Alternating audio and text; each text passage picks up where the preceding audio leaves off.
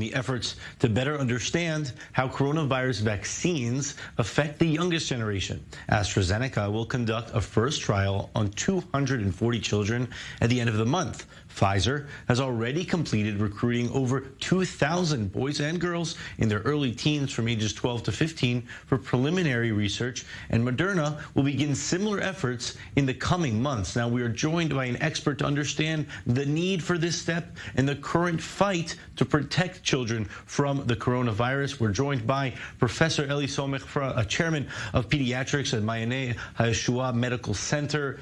Thank you so much for joining us, Professor. Now, I first want to get a sense from you on how important is it to be conducting these trials on children with the impact of the virus on their health being relatively low, obviously aside from those that have serious illnesses?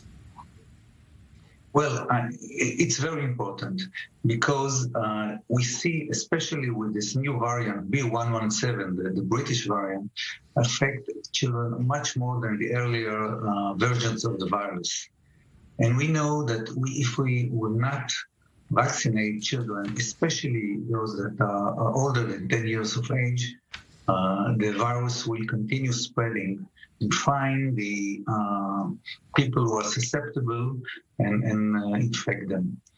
There are also cases in children, many cases, fortunately, most of them are mild, but when there are so many cases, there are also severe cases which necessitated hospitalization and even an ICU treatment. So it's very important. And we know every illness, if you do not vaccinate children, the disease is not eliminated. It's known. Yeah. Professor, I have a question for you on that, because many countries in the world, Israel included, are not vaccinating those under age 16, for example. So is that a mistake? Is there maybe a false sense of optimism, thinking that most of the public, so long as it's over 16, are being vaccinated? Could there be a high risk in not vaccinating those under the age of 16? Well, the main reason for not vaccinated is because the vaccine is registered only for individuals older than 16. It was just because of the trial of Pfizer that used this age. And we're waiting for the results of the cohort of younger children. But we have our experience in Israel. On the Pfizer experiment, there were only 100 children aged 16 to 18 with good safety profile. However, in Israel, we were already almost 150 children aged 16 to 18 who were vaccinated. And we didn't see a major safety problem. So I think it's quite logical to say that younger children will tolerate the vaccine quite well. For safety reasons, on regulatory registration, we need to get the results of the Pfizer study. Well, if there will be some situation that we need because of some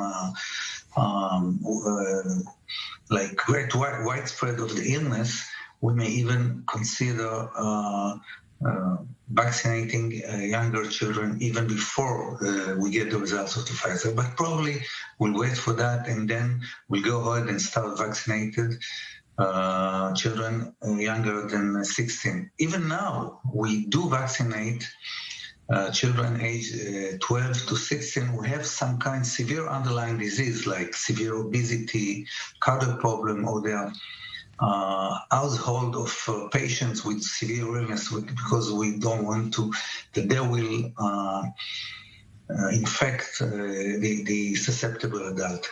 So we have some experience with this age group. All right, Professor Eli Somech, Chairman of Pediatrics at Mayane Yeshua Medical Center. Thank you so much for providing us with your expertise and insight, and we certainly hope that these trials are successful and that there's some light at the end of the tunnel here at the end of the day. So we thank you again for joining us from Givatayim in Israel, and we're going to take a short break.